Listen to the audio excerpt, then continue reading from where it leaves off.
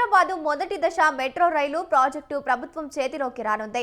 Metro రైలును కొనుగోలు చేయాలని ప్రభుత్వం నిర్ణయించింది. ముఖ్యమంత్రి రేవంత్ రెడ్డి, ఎల్&టీ చైర్మన్ సుబ్రహ్మణ్యం మధ్య జరిగిన చర్చల్లో ఈ మేరకు అంగీకారం కుదిరింది. గత కొన్ని రోజులుగా పలు ప్రత్యామ్నాయాలపై చర్చలు జరగగా నిన్న జరిగిన చర్చల్లో తుది నిర్ణయానికి వచ్చారు. మెట్రో రైలు కోసం బ్యాంకుల నుంచి ఎల్&టీ తీసుకున్న 13,000 కోట్ల రుణం బాధ్యత ప్రభుత్వం తీసుకుంటోంది. మరో 2,000 కోట్లను ఎల్&టీకి ప్రభుత్వం ఈక్విటీ కింద చెల్లించేలా ఒప్పందం కుదిరినట్లు సంబంధిత వర్గాలు తెలిపాయి. హైదరాబాదు మెట్రో రైలు విస్తరణలో ఇది కీలకంగా మారనుంది. ఈ నిర్ణయం అమలుకు తదుపరి కార్యాచరణ ప్రారంభిస్తున్నామని, ఇది పూర్తయితే దేశంలో ఉన్న 23 మెట్రోలలో ప్రైవేటు రంగం చేతిలో ఉన్న ఒకే ఒక్క మెట్రో కూడా ప్రభుత్వం చేతికొచ్చినట్లు అవుతుందని అధికార వర్గాలు పేర్కొన్నాయి.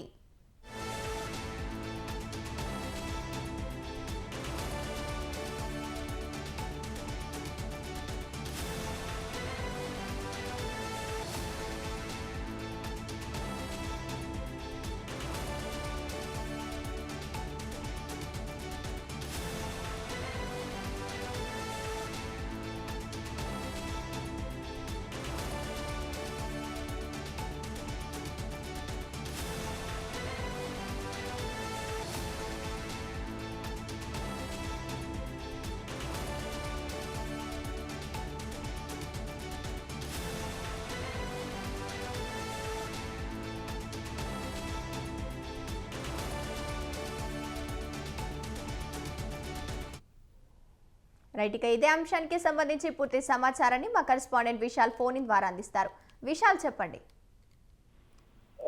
రైట్ గంగోత్రి,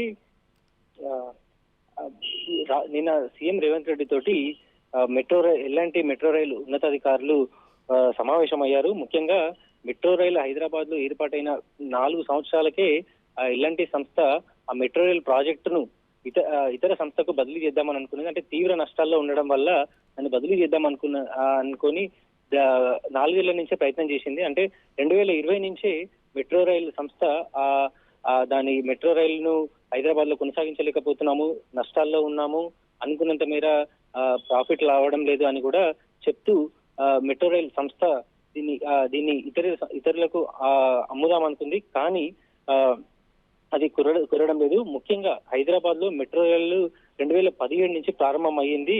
మొత్తం 3 లైన్లలో దాదాపు 69 కిలోమీటర్ల వరకు 3 లైన్లలో 3 కారిడార్లలో ఈ మెట్రో రైలు అనేది తిరుగుతుంది. అయితే design, built, finance, operation and transfer అంటే ఎల్&టీ సంస్థ కట్టి దాన్ని నిర్వహించి తర్వాత వాళ్ళ లాభాలు పొందిన తర్వాత మళ్ళీ ప్రభుత్వానికి బదిలీ చేయాల్సి ఉంటుంది. కానీ ఈ మెట్రో రైలు నిర్మించడానికి ఎక్కువ మొత్తంలో ఖర్చు చేసింది ఎల్&టీ సంస్థ.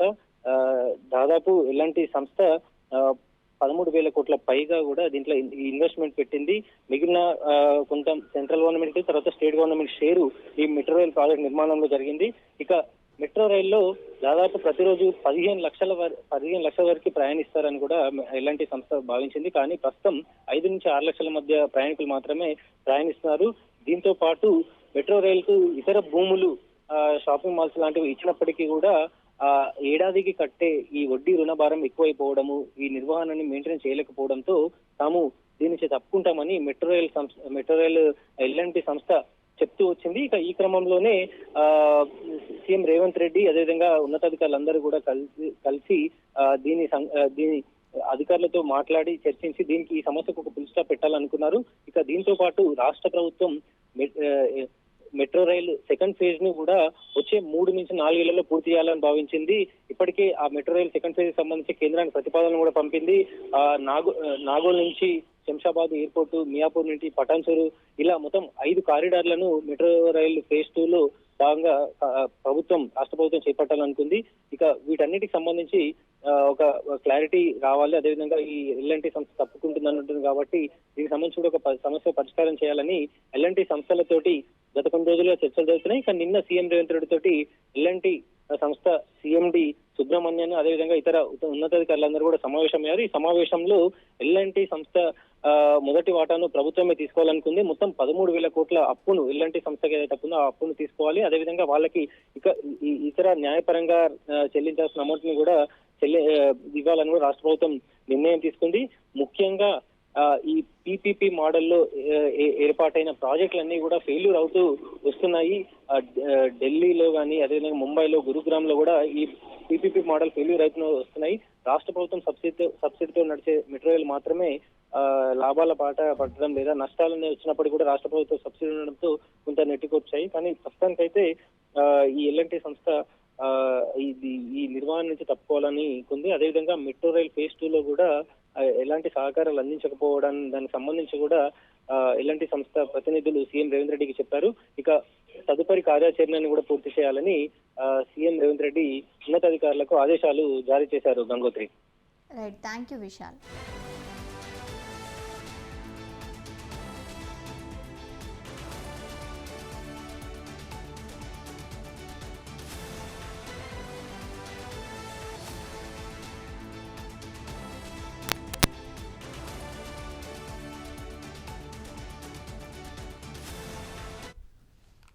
వచ్చే 3 ఏళ్లలో మెట్రో రైలు 2వ దశను పూర్తి చేయాలని ప్రభుత్వం లక్ష్యంగా పెట్టుకుని కేంద్రానికి డిపిఆర్ పంపింది.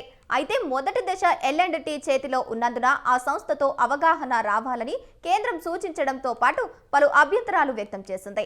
ఒప్పందం చేసుకోవడానికి ఎల్&టీ అంగీకరించకపోవడంతో 2వ దశకు అడ్డంకిగా మారకూడదనే ఉద్దేశంతో మొదటి దశను ప్రభుత్వమే తీసుకోవాలని నిర్ణయించింది. గత కొన్ని రోజులుగా ప్రభుత్వ ప్రధాన కార్యదర్శి రామకృష్ణారావు ఎల్&టీ ప్రతినిధులతో చర్చలు జరిపారు. అవి ఓ కొలిక్కి వచ్చిన తర్వాత ముఖ్యమంత్రి రేవంత్ రెడ్డి వద్ద ఉన్నత స్థాయి సమావేశం జరిగింది. మొదటి, 2వ దశ కలిపి నిర్వహణ తదితర అంశాలపై చర్చించిన తర్వాత మొదటి దశ మెట్రో రైలును ఎల్&టీ నుంచి కొనుగోలు చేయడానికి ప్రభుత్వం మొగ్గు చూపింది. దీనికి ఎల్&టీ కూడా అంగీకారం తెలిపింది.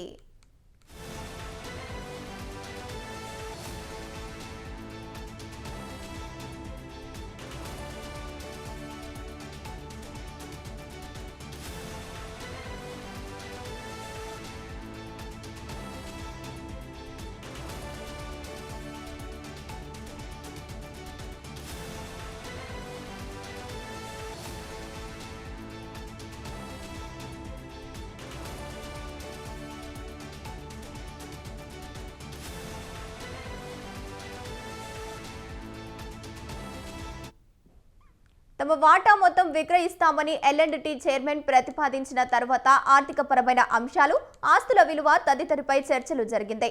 మెట్రో రైలుకు ఉన్న 13,000 కోట్ల అప్పును ప్రభుత్వం తీసుకుని తమ ఈక్విటీ విలువగా 5,900 కోట్లు చెల్లించాలని సుబ్రహ్మణ్యం కోరారు. 2022లో జూలై 22న జరిగిన అనుబంధ కాన్సెసాను అగ్రిమెంటు ప్రకారం 3,000 కోట్లు చెల్లించాల్సి ఉండగా 900 కోట్లు మాత్రమే ఇచ్చారని, మరో 2,100 కోట్లు చెల్లించాల్సి ఉందని అంశంకు చర్చలు జరిపారు. విస్తృతంగా చర్చించిన తర్వాత కేంద్ర ప్రభుత్వం నుంచి 2వ దశ ఆమోదం పొందడానికి వీలుగా 13,000 కోట్లు అప్పును ప్రభుత్వం తీసుకోవడంతో పాటు మెట్రో రైలు ఈక్విటీ ఇన్వెస్ట్మెంట్ కింద 2,000 కోట్లు వన్ టైమ్ సెటిల్మెంట్ కింద చెల్లించడానికి ప్రభుత్వం అంగీకరించింది. ప్రభుత్వం మొదటి దశ మెట్రో రైలును టేక్ ఓవర్ చేయడానికి తదుపరి కార్యాచరణ చేపట్టాలని నిర్ణయించారు.